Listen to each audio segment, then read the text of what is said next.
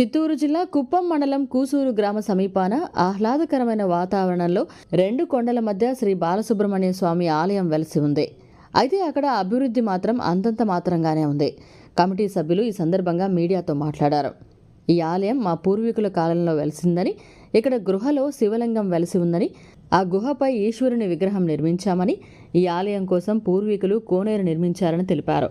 ఇక్కడ ప్రత్యేకత ఏమంటే పురాతనమైన దేవస్థానం ఇది.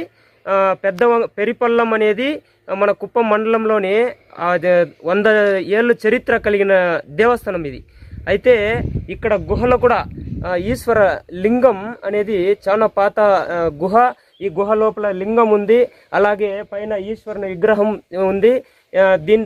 ఇది పాత అప్పుడు పురాతనమైన విగ్రహం, రాళ్ళు బండలు చెక్కిన విగ్రహం, మురుగన్ విగ్రహము. అది పైన పాత కోనేరు కొండపైన పురాతనమైన విగ్రహం ఉంది అనమాట.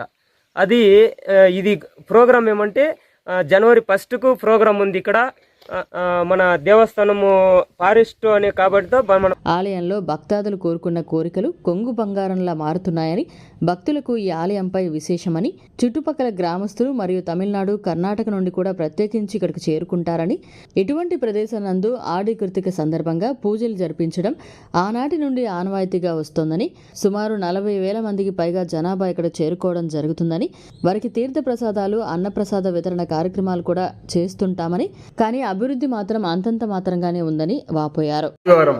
జరగబోయే కావడి చెల్లింపులకు పూల కావళ్ళు, మైలు కావళ్ళు, వేలువేయుట, అన్నదాన కార్యక్రమాలు అతివైభవంగా జరపబడును.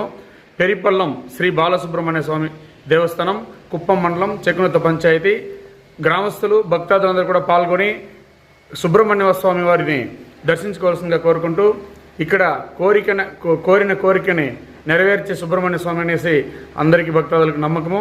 ఇక్కడ కోనేరులోనే తీర్థం కూడా, ఈ తీర్థంలో స్నానం చేస్తే అన్ని దోషాలు తొలగుతుందనేసి భక్తుల నమ్మకం. ఇంకా దగ్గర సుమారు 40,000 మంది రేపు సుబ్రహ్మణ్య స్వామి దర్శనానికి ఇక్కడ రావడం జరుగుతుంది. కాబట్టి నియోజకవర్గ ఇక్కడ యోగాకు అనువైన ప్రదేశం మనశ్శాంతికి నిలువెత్తు నిదర్శనంగా ఉందని, ఇలాంటి ప్రదేశాన్ని ప్రభుత్వం దృష్టి సారించి అభివృద్ధి చేయాలని కోరుకుంటున్నట్లు తెలిపారు.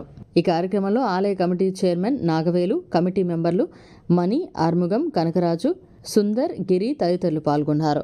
స్వామి అందరికీ నమస్కారము. నా పేరు ఆర్ముగం. ఇది కూసూరు గ్రామం, చెక్కనాయతి పంచాయతీ కూసూరు గ్రామం. కూసూరు గ్రామం నుంచి అడవిలో ఈ బాలమురుగ స్వామి ఒక 60-70 ఏళ్ళుగా ఇక్కడ ఉన్నాయి. ఇక్కడ పెద్దోళ్ళు ఇక్కడ సింపుల్గా గుడి చేసిండ్రి.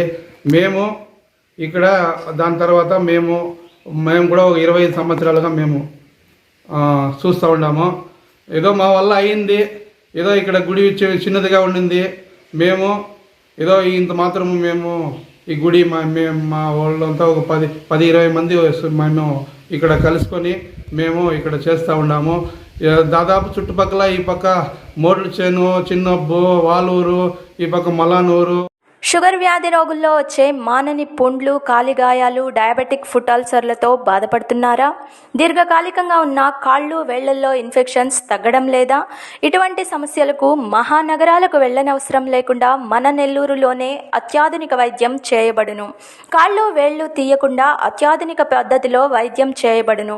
ప్రముఖ జనరల్ సర్జన్, పోడియాట్రిక్ సర్జన్ మరియు వాస్కులర్ సర్జన్లతో మా వైద్య బృందం మీకు సేవలందించడానికి సిద్ధంగా ఉంది.